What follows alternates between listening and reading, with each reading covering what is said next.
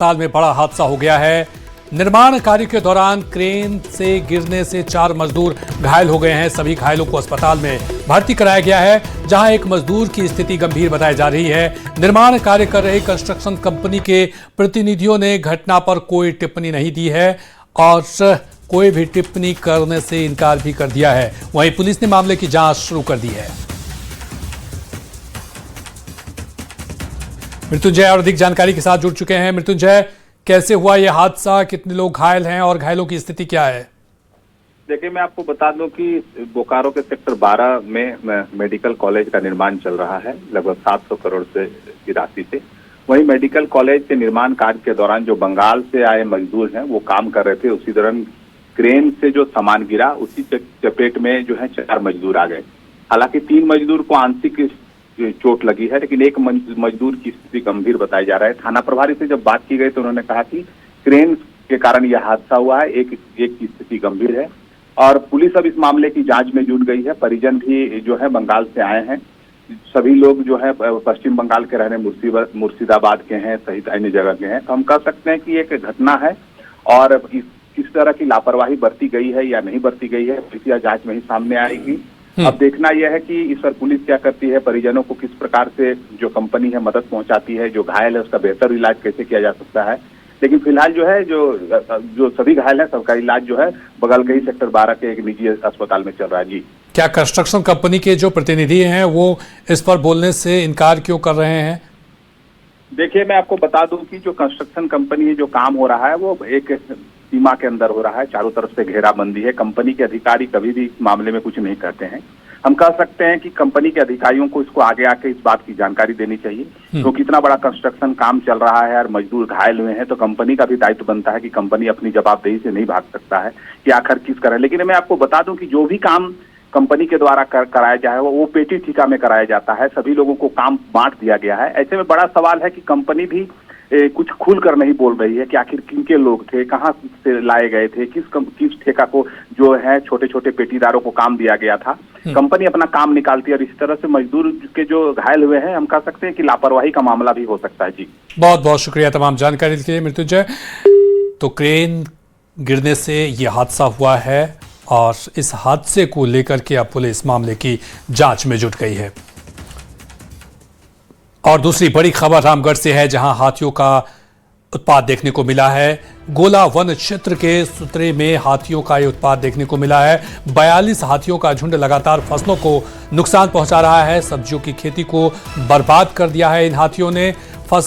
मकई की फसल को भी रौंद डाला है। 2 घरों को भी क्षतिग्रस्त किया है इन हाथियों ने। वन विभाग की क्विक रिस्पांस टीम ने हाथियों को भगाया है। हालांकि अभी भी ग्रामीणों में डर का माहौल है। तो ये तस्वीरें आप देख सकते हैं कि किस तरह से हाथियों के झुंड ने यहां पर 2 घरों को नुकसान पहुंचाया है, फसलों को रौंद डाला है, जिससे किसान परेशान हैं। अभी भी ग्रामीणों में डर का माहौल बना हुआ है। हालांकि क्विक रिस्पांस टीम ने हाथियों को भगा दिया है इलाके से, तब भी लोगों में डर का माहौल बना हुआ है।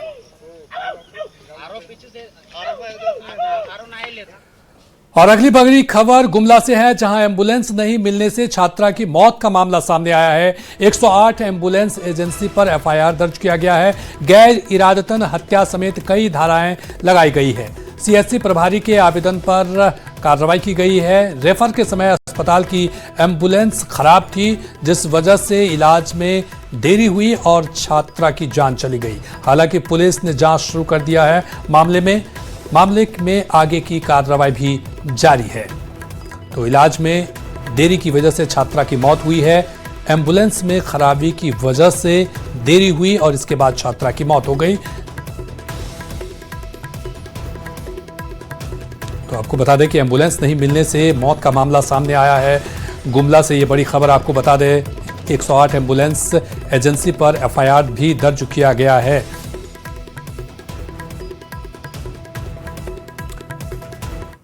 और झारखंड सरकार के वित्त मंत्री राधा कृष्ण किशोर ने एक बार फिर से राज्य के अधिकारियों पर तीखा हमला किया है। राधा कृष्ण किशोर ने निगरानी विभाग को पत्र लिखते हुए इन बातों का जिक्र किया है कि राज्य के अधिकारी राज्य के विधायकों की बात नहीं मान रहे हैं, टेलीफोन तक नहीं उठाते और पत्र का जवाब तक नहीं दिया जा रहा है। इधर राधा कृष्ण किशोर के इस पत्र का कांग्रेस विधायक दल के नेता प्रदीप यादव ने भी समर्थन किया है। वहीं बीजेपी ने राज्य सरकार को घेरते हुए स्वास्थ्य व्यवस्था पर में सवाल उठाए हैं और कहा है कि मामले में जेएमएम ने इस पर पलटवार किया है और कहा कि राज्य में सब कुछ ठीक चल रहा है। देखिए, कोई नई बात नहीं है। जब जब जिसके सामने बातें आती है, घटना आती है, लोग इसको उठाते रह रहे हैं। ये विधायिका और कार्यपालिका, ये दोनों के बीच खींचतान वर्षों की ये बातें हैं। ये मतांतर वर्षों से है। हमने भी इस विषय को कई बार सामने लाया है, विधानसभा में भी, कि भाई क्योंकि जो अधिकारी होते हैं उन्हें गुरूर तो रहता है इसमें। देखिए, सरकार में नंबर 2 के मंत्री वित्त मंत्री राधा कृष्ण किशोर ने जिस तरह से आरोप लगाया अपनी ही सरकार को कटघरे में खड़ा किया है कि ना तो पुलिस अधिकारी उनकी बात को सुनते हैं, ना ही कोई प्रशासनिक अधिकारी उनकी बात को सुनते हैं। इससे पता चलता है इस प्रदेश की स्थिति काफ़ी दयनीय हो चुकी है। जब मंत्री विधायकों की बात को इस सरकार में अनदेखी की जा रही है तो आप उम्मीद लगा सकते हैं कि इस प्रदेश के 3.5 करोड़ जनता, जो गांव, गरीब, किसान, मजदूर, आदिवासी, मूलवासी की बात सुनने वाला कौन है? भगवान ही मालिक है। इस प्रदेश को भगवान भरोसे ही इस सरकार को चलाया जा रहा है। कि उन्होंने अपनी पीड़ा का बयान किया, जो कुछ अनुभव या जो कुछ उनके साथ घटित हुई होगी, ठीक है, इस पर सरकार देखेगी। इतना ज्यादा तूल देने का ये विषय नहीं है मेरी नज़र में। किसी दूसरे विषय पर मुझे लगता है आप लोगों को भी फोकस करना चाहिए। बहुत सारे विषय हैं। कोई योजना केंद्र से सैंक्शन नहीं होता, पैसा हम लोगों को नहीं मिलता, वो सब बातें प्रमुखता से उठानी चाहिए। आपस की बात है, कुछ बातें हुई होंगी, उन परेशानियों को दूर कर लिया जाएगा। वक्त का इंतजार कर। और कल से संसद का मानसून सत्र शुरू होने वाला है। मानसून सत्र के दौरान केंद्र सरकार सदन में महिला आरक्षण और परिसीमन बिल ला सकती है। इधर परिसीमन बिल को लेकर सियासत भी तेज है। झारखंड मुक्ति मोर्चा ने कहा कि परिसीमन बिल एक षड्यंत्र है और जेएमएम इसका पुरजोर विरोध करेगी। उधर कांग्रेस ने भी बिल को षड्यंत्र बताया और कहा कि इसे सफल नहीं होने दिया जाएगा। वहीं बीजेपी ने विपक्ष पर पलटवार किया है। परिसीमन सिर्फ एक कवायद है, एक षड्यंत्र है झारखंड में आदिवासी या अन्य रिजर्व सीटों को कम करने का। हम उसका पुरजोर विरोध करेंगे। सीटें बढ़ें, लेकिन आनुपातिक रूप से रिजर्व सीटों की संख्या भी बढ़नी चाहिए और उस दिशा में हमारी। देखिए, बेबुनियाद बातें ये करते हैं। सबसे पहले तो केंद्र सरकार ने अभी तक घोषणा नहीं की है कि ये 121वां संशोधन जो है वो आएगा ही। जब केंद्र सरकार घोषणा करेगी तब हम इस पर विस्तृत चर्चा करेंगे। लेकिन कहीं भी गृह मंत्री जी ने स्पष्ट किया था सदन में भी कि जो सीटों की संख्या वो बढ़ेगी साहब। जैसे ही 1.5 गुना सीटें होंगी तो एससी और एसटी का रिजर्वेशन और जो वुमेन के लिए रिजर्वेशन होगा 1.5 गुना सीटें बढ़ जाएंगी। कहाँ 543 सीटें आज हैं, वो 850 हो जाएंगी। तो जो झारखंड मुक्ति मोर्चा विरोध कर रही है वो दरअसल एससी, एसटी और महिलाओं का विरोध कर रही है। वो नहीं चाहती कि इनकी संख्या जो है लोकसभा में बढ़े। लेकिन महिलाओं का आड़ लेकर के जो परिसीमन करके समाज के कमजोर लोगों का सीट्स कम करने का जो षड्यंत्र है, ट्राइबल सीट्स उससे प्रभावित होंगे, जो बैकवर्ड क्लासेस के कम्युनिटी के लोग हैं उनके सीट्स कम होंगे। इन तमाम चीज़ों को जिस तरीके से केंद्र महिलाओं को आगे करके और उनके नाम पर राजनीति कर रही है, वो हम होने नहीं देंगे। महिलाएं जागरूक। 72वें राष्ट्रीय फिल्म पुरस्कार की घोषणा के साथ झारखंड और जमशेदपुर ने भारतीय सिनेमा के इतिहास में एक नई उपलब्धि दर्ज की है। जमशेदपुर में निर्मित संथाली लघु फिल्म आंगेन को best debut film of a director के पुरस्कार से सम्मानित किया गया है। यह सम्मान फिल्म के निर्माता निर्देशक रविराज मुर्मू को दिया गया है। करीब 12 मिनट की इस फिल्म की सबसे बड़ी खासियत इसकी मौलिकता और स्थानीय परिवेश है। फिल्म की शूटिंग जमशेदपुर से सटे आदिवासी बहुल क्षेत्रों में की गई है। ग्रामीण परिवेश, प्राकृतिक सौंदर्य और स्थानीय जीवन शैली को फिल्म में बेहद संवेदनशील और प्रामाणिक तरीके से प्रस्तुत किया गया है। इस उपलब्धि ने न केवल संथाली सिनेमा बल्कि झारखंड की समृद्ध सांस्कृतिक विरासत और स्थानीय प्रतिभाओं को राष्ट्रीय स्तर पर नई पहचान दिलाई है। झारखंड हाईकोर्ट के मुख्य न्यायाधीश महेश शरदचंद्र सोनाक अपने परिवार के साथ चाईबासा पहुंचे। इस दौरान उन्होंने चाईबासा रांची नेशनल हाईवे के किनारे टोबो घाटी में स्थित प्रसिद्ध हिरणी जलप्रपात का भ्रमण किया। इस दौरान उन्होंने जलप्रपात के मनमोहक प्राकृतिक सुंदरता का आनंद लिया। भ्रमण के दौरान मुख्य न्यायाधीश ने पर्यावरण संरक्षण का संदेश देते हुए हिरणी जलप्रपात परिसर में पौधारोपण भी किया। इस अवसर पर उनका पारंपरिक आदिवासी नृत्य के साथ भव्य स्वागत किया गया और उन्हें गार्ड ऑफ ऑनर भी दिया गया। और इस बीच बड़ी खबर रांची से है, जहां पुलिस की बड़ी कार्रवाई देखने को मिली है। नशीले कप सिरप के साथ 2 आरोपी को गिरफ्तार किया गया है। कार में ले जा रहे थे ये नशीली दवा की खेप और उसी दौरान पुलिस ने कार्रवाई करते हुए इस खेप को पकड़ा है। गुप्त सूचना के आधार पर पुलिस ने इसे दबोचा है।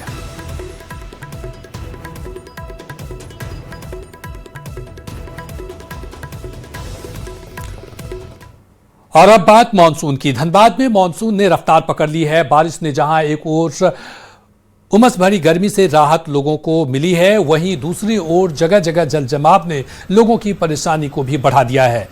राजगंज बोकारो NH 32 मुख्य मार्ग के लिलोरी मंदिर समीप अंडरपास के एक लेन में बारिश के कारण जलजमाव हो गया है। अंडरपास में जलजमाव होने से गाड़ियों की रफ्तार में ब्रेक लग गया है। ड्रेनेज सिस्टम पूरी तरह से फेल नजर आ रहा है। अंडरपास में पानी जमा होने से दुर्घटना की संभावना भी बढ़ गई है। अब अभी हम लोग रॉन्ग साइड से जा रहे हैं, सेम कंसर्न है। कल ही 2 दिन पहले यहाँ पे एक्सीडेंट हुआ, स्पॉट डेड है इसी के कारण, रॉन्ग साइड के कारण। NHI इतना खराब या 32 जो NH 32 बना है इतना खराब किया है, हर एक जगह पे क्रॉसिंग किया वो हर एक। मुझे इमरजेंसी था, मैं सोचा कि गाड़ी क्रॉस हो जाएगा, मुझे पता नहीं था, मेरे लाइफ में फर्स्ट टाइम ऐसा हो रहा है। 5 ईयर से ज़्यादा हो गया हमारा ड्राइविंग, और जब मैं इस रूट पे लिया तो हमारा गाड़ी कंप्लीट पानी में चला गया, उसके बाद इंजन बंद हो गया। दिक्कत यहाँ है कि यहाँ आधा घंटा से 1 घंटा ढंग से पानी हो जाए तो पूरा जाम हो जाता है। ड्रेनेज सिस्टम का तो पूरा एकदम मतलब क्या ही बोला जाए। आधा घंटा लगभग गाड़ी देखिए, आप देख ही रहे हैं सामने गाड़ी बीडी हो गया, और भी जितना गाड़ी देखिए सब गाड़ी को ही दशा है, जितना गाड़ी जाएगा उतना बीडी होगा यहाँ पे। उधर रांची में हुई हल्की बारिश ने नगर निगम के दावों की पोल खोल दी है। नालियों की सफाई न होने के कारण कई सड़कें जलमग्न नजर आई। रांची के पुंदाग, कचहरी, कोकर इलाके की तस्वीरें नगर निगम के दावों की हकीकत बयान कर रही है। नालियों का बहता पानी सड़कों पर आ गया है। तस्वीरों में देख सकते हैं कि जलमग्न सड़कों पर गाड़ी चालकों को काफी दिक्कतों का सामना करना पड़ रहा है। लोग पानी भरी सड़कों में उतरकर सड़क पार कर रहे हैं। ऐसे में व्यवस्था पर सवाल भी उठा रहे हैं।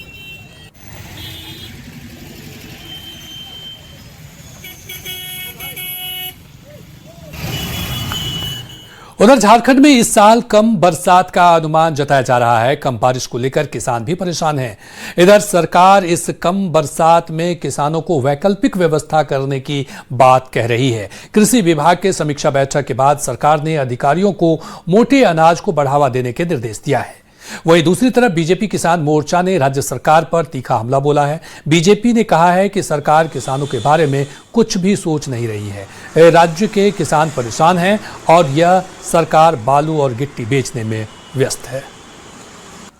देखिए, हम लोग संथाल परगना से आते हैं और लगातार वहाँ पर देखा जा रहा है कि अभी बारिश का संभावना बहुत कम चल रहा है। और अभी देखने को मिला था कि सरकार समीक्षा बैठक भी कर रही है, लेकिन धरातल पर कोई काम नहीं दिख रहा है। किसान परेशान है। आप देख सकते हैं कि जिस प्रकार से किसानों को बोरवेल के माध्यम से पानी जाना चाहिए, आपके पास झारखंड सरकार में विभाग है, मंत्री है, लेकिन धरातल पर कोई काम नहीं दिख रहा है। सिर्फ रीलबाजी, गुटबाजी, कोयला, गिट्टी, बालू से सरकार को फुर्सत नहीं है संथाल परगना में। झारखंड के दूसरे बाबा धाम के रूप में प्रसिद्ध चाईबासा में स्थित महादेवशाल धाम में श्रावणी मेले की तैयारी शुरू हो गई है। महादेवशाल धाम सेवा समिति और प्रशासन ने मेले की तैयारी को लेकर बैठक की। वहीं मेले के दौरान महादेवशाल स्टेशन में 22 ट्रेनों को अस्थायी ठहराव भी दिया है। रेलवे के इस फैसले से झारखंड, ओडिशा, बिहार और छत्तीसगढ़ से आने वाले हजारों कांवरिया और भक्तों को सीधे बाबा के दरबार तक पहुंचने में काफी सुविधा मिलेगी।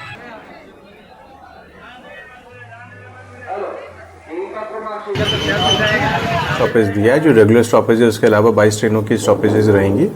स्टॉपेज 2 मिनट से लेकर 4 मिनट तक है, जिसमें श्रद्धालु आराम से उतर सकते हैं और रिटर्न के समय वो दूसरी ट्रेन से जा सकते हैं। इसके अलावा वहाँ पे काफ़ी सारी तैयारियाँ की जा रही हैं, जैसे वहाँ पे एडिशनल बुकिंग काउंटर्स लगाए जा रहे हैं, स्टाफ का डिप्लॉयमेंट हो रहा है, ऑपरेटिंग कमर्शियल आरपीएफ का स्टाफ रहेंगे। रेल प्रशासन को धन्यवाद देता हूँ, जो हम सेवा समिति जो ट्रेन मांगे थे वो ट्रेन मिला। एक ट्रेन मिस हो रहा है 29 डाउन 30 अप, तो हम लोग मांगेंगे तो वो ट्रेन हम लोग को मिल जाएगा। और श्रावणी मेला के लिए जो तैयारी चल रही है उसके लिए विधि व्यवस्था और प्रशासन, जिला प्रशासन, लोकल प्रशासन और रेल प्रशासन का सहयोग से इतना बड़ा मेला हम लोग आयोजन करते हैं। उधर सिमडेगा में 11 परीक्षा केंद्रों में आज झारखंड क्षेत्रीय कार्यकर्ता परीक्षा का आयोजन किया जा रहा है। कड़ी सुरक्षा के बीच परीक्षा शुरू किया गया है। सुबह सुबह सड़कों पर परीक्षार्थियों की भीड़ नजर आई। परीक्षार्थियों की सुविधा के लिए प्रशासन ने जगह जगह हेल्प डेस्क बनाए हैं, जहां परीक्षार्थियों को परीक्षा केंद्रों से संबंधित जानकारी दी जा रही है। सभी परीक्षा केंद्रों में मजिस्ट्रेट और पुलिसकर्मी की तैनाती भी की गई है। Jharkhand field worker competitive exam 2024 Simdega जिला में आयोजित हो रहा है, जिसमें कुल 4392 परीक्षार्थी शामिल होंगे। हमारे district CM school of excellence Simdega में 408 परीक्षार्थी शामिल हो रहे हैं और पूरी व्यवस्था प्रशासन के द्वारा उपायुक्त महोदया के निर्देशानुसार पूरी व्यवस्था की गई है। सभी सेंटर में की गई है, हमारे सेंटर में भी की गई है। जो जेएसएससी का गाइडलाइन है उसका अक्षर से पालन किया जा रहा है। अगर आप भी कोयले का चूल्हा इस्तेमाल करते हैं तो सावधान हो जाइए, क्योंकि आपकी एक छोटी सी लापरवाही पूरे परिवार पर भारी पड़ सकती है। रांची के रातू थाना क्षेत्र में एक ऐसा ही दर्दनाक हादसा सामने आया है, जहां बंद कमरे में जलता रह गया कोयले का चूल्हा और एक मां और उसके 2.5 साल के मासूम बेटे के लिए काल बन गया। दम घुटने से दोनों की मौत हो गई, जबकि दो लोग गंभीर रूप से अस्पताल में भर्ती हैं। आखिर कैसे हुआ यह दर्दनाक हादसा? क्यों बंद कमरे में जलता कोयला बन जाता है साइलेंट किलर? और ऐसी घटनाओं से बचने के लिए किन बातों का ध्यान रखना जरूरी है, इस रिपोर्ट के जरिए देखिए। साइलेंट किलर बना चूल्हा, एक भूल 2 मौत, सोया परिवार नहीं खुली आंखें, बंद कमरा बना मौत का जाल, सावधानी हटी दुर्घटना घटी।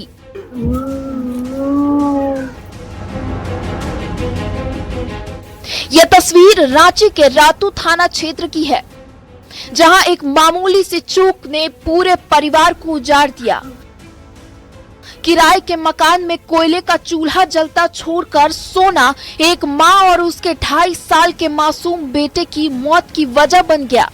बंद कमरे में धुआं और जहरीली गैस भरती रही और पूरा परिवार बेखबर गहरी नींद में सोता रहा।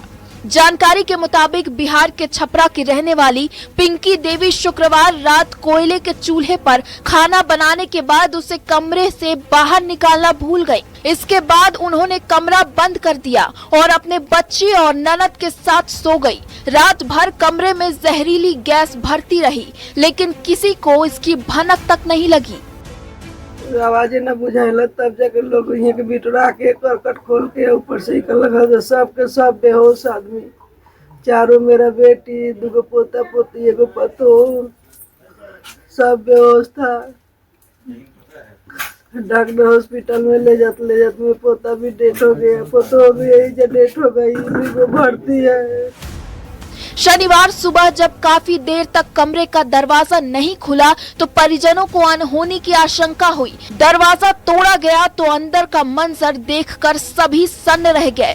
पिंकी देवी और उनका 2.5 साल का बेटा बेसुध पड़े थे। अस्पताल ले जाने पर डॉक्टरों ने दोनों को मृत घोषित कर दिया। वहीं परिवार के ननद और बेटी की हालत गंभीर बनी हुई है।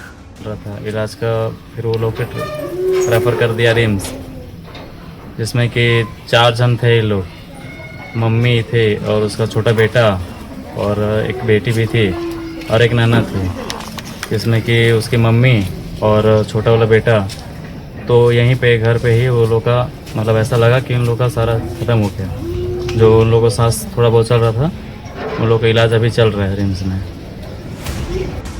घटना की सूचना मिलते ही रातू थाना पुलिस मौके पर पहुंची और जांच शुरू कर दी। कमरे से कोयले का चूल्हा बरामद किया गया। शुरुआती जांच में सामने आया कि कमरे में वेंटिलेशन की कोई व्यवस्था नहीं थी, जिसके कारण जहरीली गैस बाहर नहीं निकल सकी और ये दर्दनाक हादसा हो गया। क्या ही काम करके मतलब बनाई खाई सूती अच्छा से, फिर सुबह में उठने गए, नहीं उठी तो फिर वही दरवाजा ठुकठुकाई नहीं खोली, तो उसके बाद फिर अल्बेस्टर के उजार के फिर उसका देखे नहीं, फिर देख के फिर नहीं चारों गिरल थी, पूरा फिर निकाले उसका। इस मामले में कमरे में वेंटिलेशन नहीं था और कोयले का चूल्हा अंदर ही जलता रह गया। ऐसे में कार्बन मोनोऑक्साइड गैस जमा होने की संभावना बढ़ गई, जिससे दम घुटने की घटना हुई। बता दें कि कोयला जलने पर कार्बन मोनोऑक्साइड नाम की जहरीली गैस निकलती है। अगर कमरा बंद हो और वेंटिलेशन ना हो तो ये गैस कमरे में जमा होने लगती है। ये गैस फेफड़ों के जरिए खून में पहुंचकर ऑक्सीजन की जगह ले लेती है, जिससे शरीर और दिमाग तक ऑक्सीजन नहीं पहुंच पाती। शुरुआत में नींद, सिरदर्द, चक्कर और कमजोरी महसूस हो सकती है। गैस का स्तर बढ़ने पर व्यक्ति बेहोश हो सकता है और समय पर बाहर न निकाला जाए तो दम घुटने से मौत हो सकती है। ये भी जान लें कि सावधानी कैसे बरतें। कभी भी बंद कमरे में कोयले का चूल्हा, अंगीठी या सिंगड़ी जलाकर न सोएं। कमरे में पर्याप्त वेंटिलेशन रखें। चूल्हा पूरी तरह बुझने के बाद ही उसे घर के अंदर रखें।